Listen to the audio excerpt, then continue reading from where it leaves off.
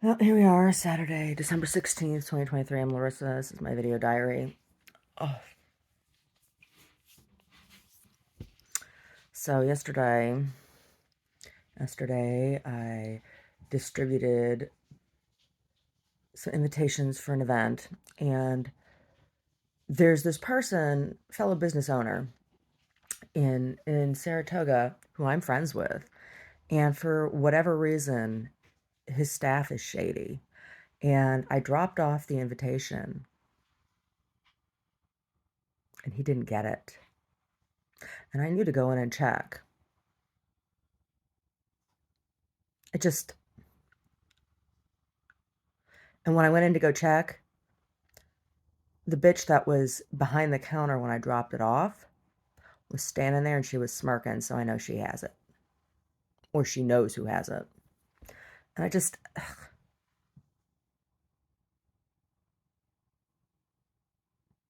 just irritating. Why are people like that? Why are people like that? I'd like to know. Why are people like that? No. Yeah, yesterday in Saratoga, evidently some condos burned. There was a fire. Yeah. There seemed to be a large population of differently abled people. And I'm not just talking about crazy people, right? Because I've had a lot of crazy people come in my gallery. I'm talking about developmentally different people, differently abled people. And they hide them really well, right? But there's a lot. A lot. Yeah. That's all I'm gonna say about that. Just think it's interesting. I have a lot of thoughts on it, but um let that just sit in my head for a while before I talk about it. Yeah. Yeah. So I'm working on the next necklace for the next painting. And the painting, which one is it? It's number 8. Yeah. Yeah, Dreamscape number 8. And it's the burning yurt. Um so the way I've designed the piece, it has two very long knotted sides. And it would be impossible to knot the entire thing. Now, it wouldn't be impossible, but it would be very, very challenging to knot the entire thing in one strand.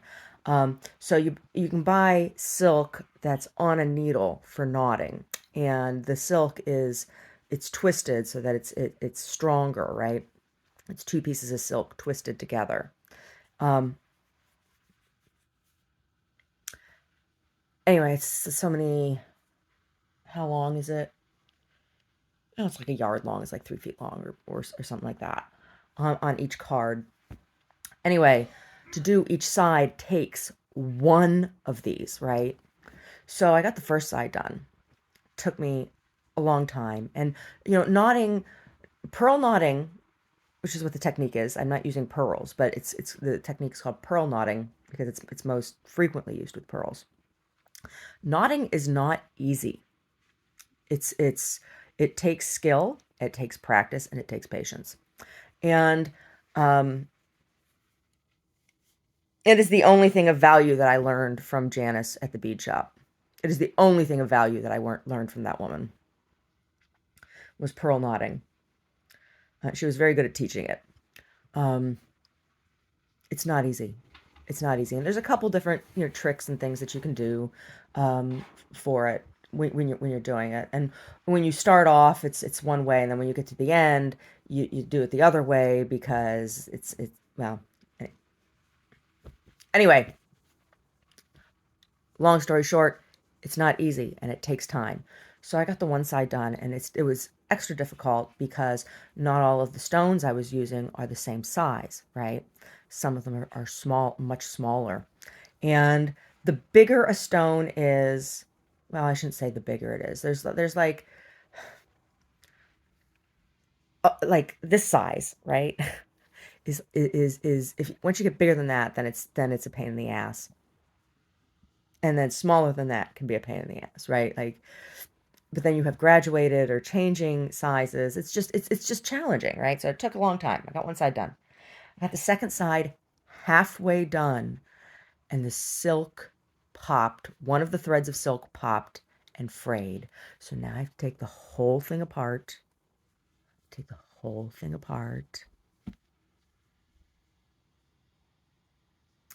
and redo it.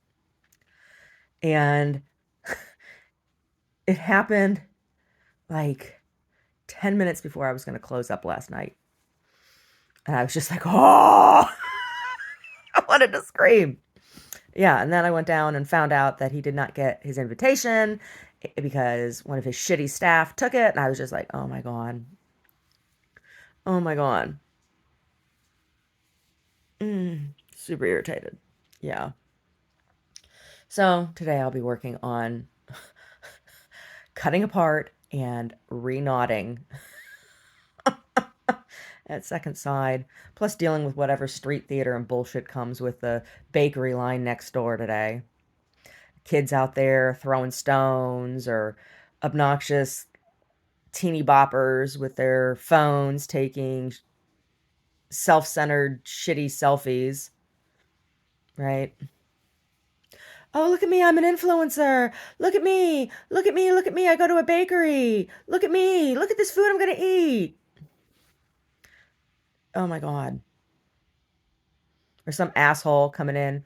Oh, you should hang somebody else's work here. Get the fuck out of here. There's this really freaky artist I know. Oh yeah? That freaky artist can pay some of their own freaky rent. How about that?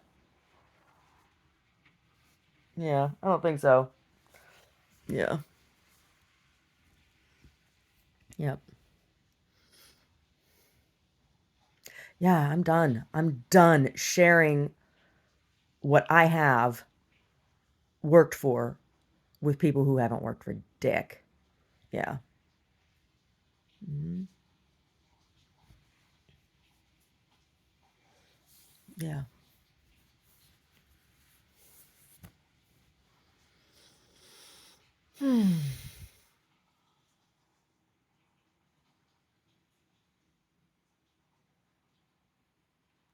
Oh my God.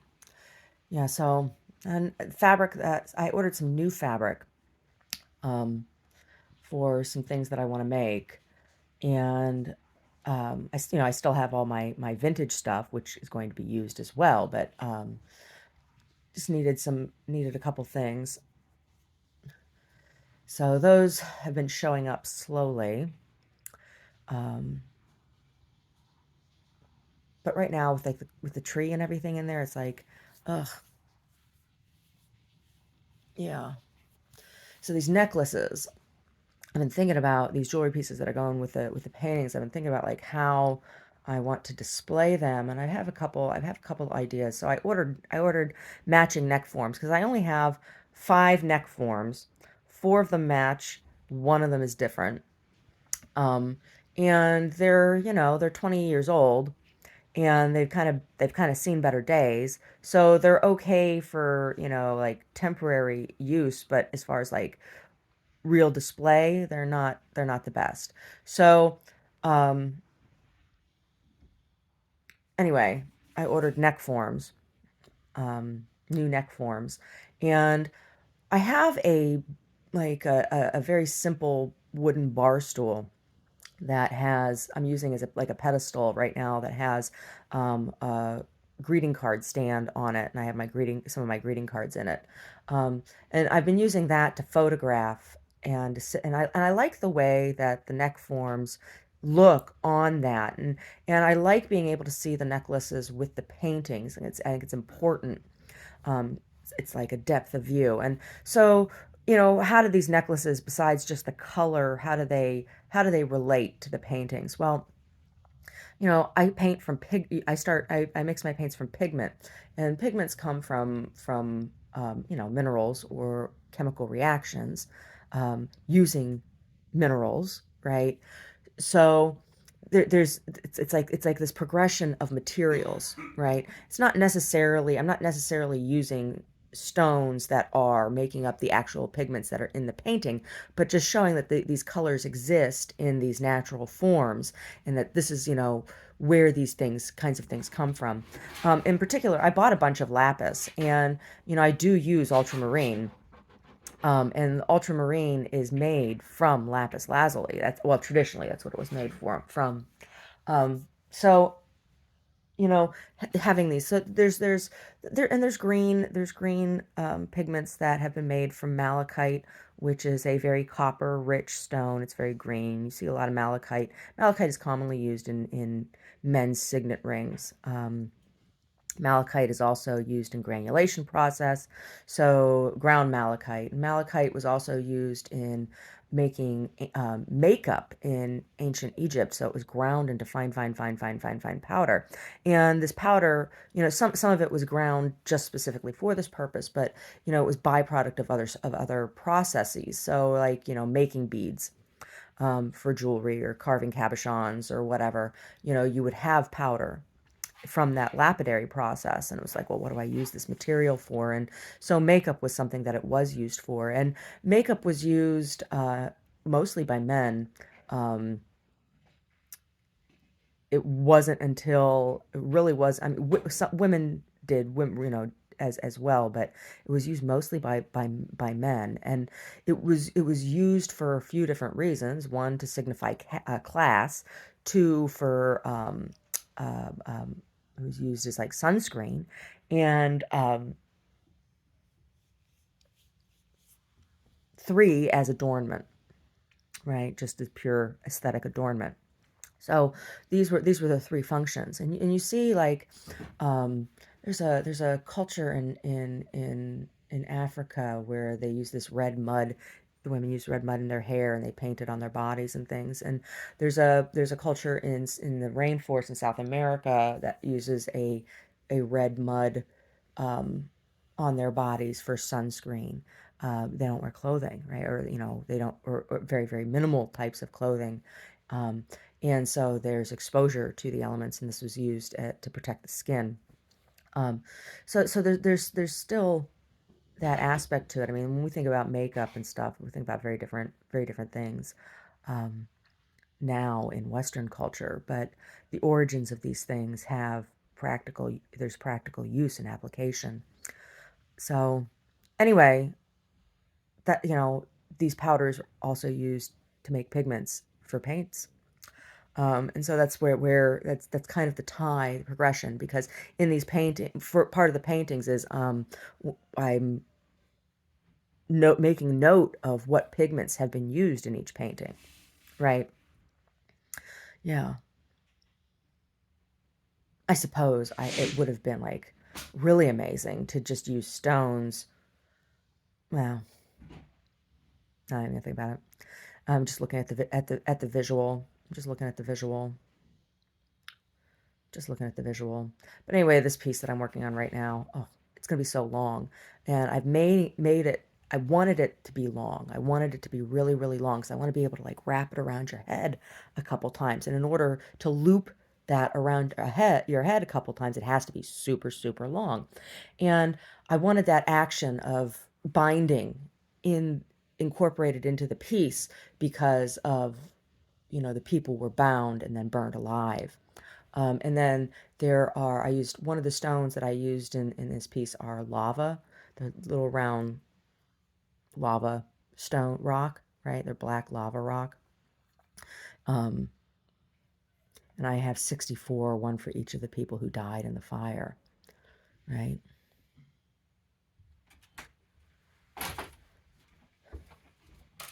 Hey, are you clean? Not clean. Oh, Brody. Brody is not clean. Brody is dirty, but just on the outside, not on the inside. Dirty on the outside can be fixed. Dirty on the inside is forever. Yeah, so I'm working on that. And simultaneously, while I'm working on this piece, I'm thinking about the next piece, because the next piece, it's a very similar color palette. So the difference between color palette in the piece I'm working on right now and the next one This one, the painting also has a green in it. Well, I didn't use any green in this necklace, and there's part of me that feels like, maybe you need like one green stone to speak to that. I don't know. I have these cushion cut onyx, green onyx um, they're squares, but they're drilled on the corner so they hang in a diamond shape as opposed to, a square. I have three of them, and I could use those. I could use, there's like a pendant part of the necklace, and I could hang the green onyx from the bottom of that pendant. I could do that, and that would be effective. And then I could use the other two in the earrings.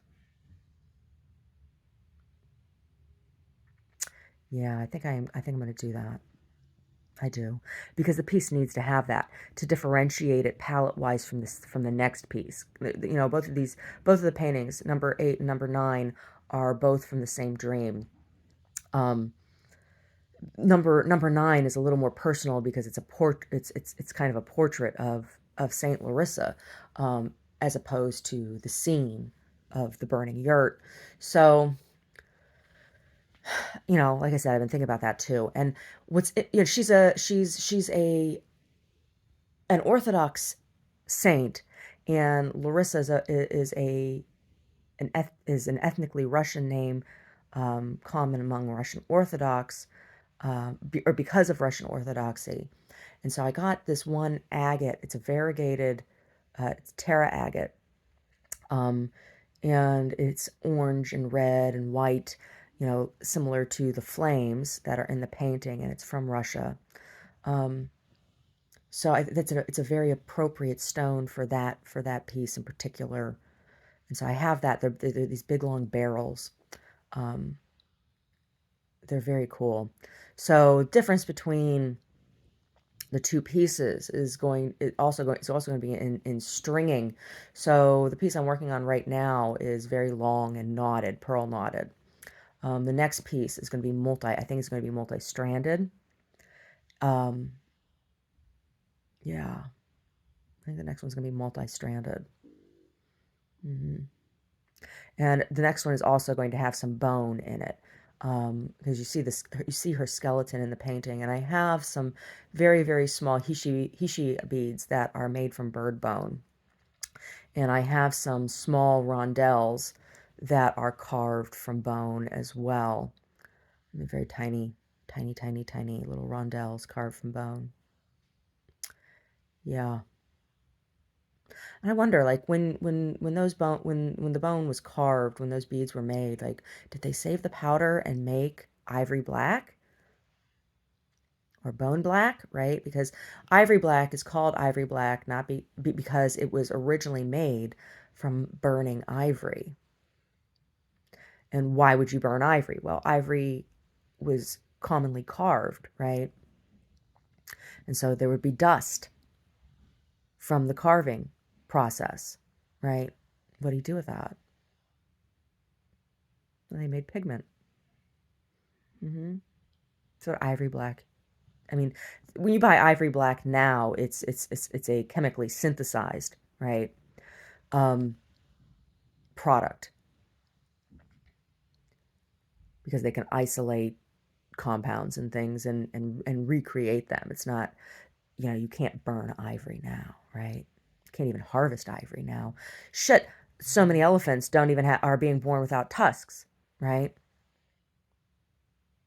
Genetic evolution, right? Because elephants with tusks were harvested, and so only elephants without tusks have been mating, and so now there's like all these elephants without tusks, right? It's interesting, huh?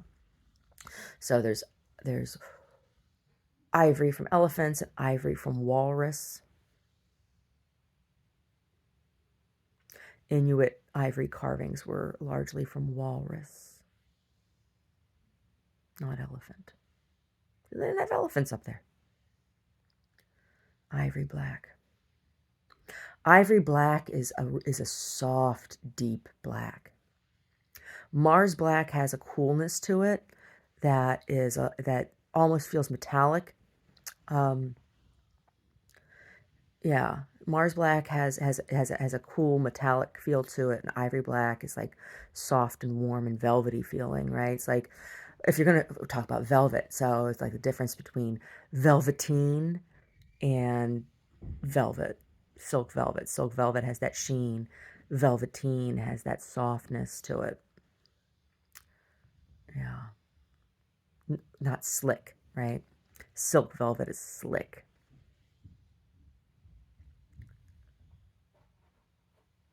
Yeah, Ivory Black and Mars Black. They're different. Mm-hmm. They are. I've used them both. I had some real Ivory Black in college. I did. It was like the last you could get of it, right? It's like the same thing with that color they call mummy brown. I used to dig up mummies and grind the mummies up. Yeah, you can't get mummy brown anymore.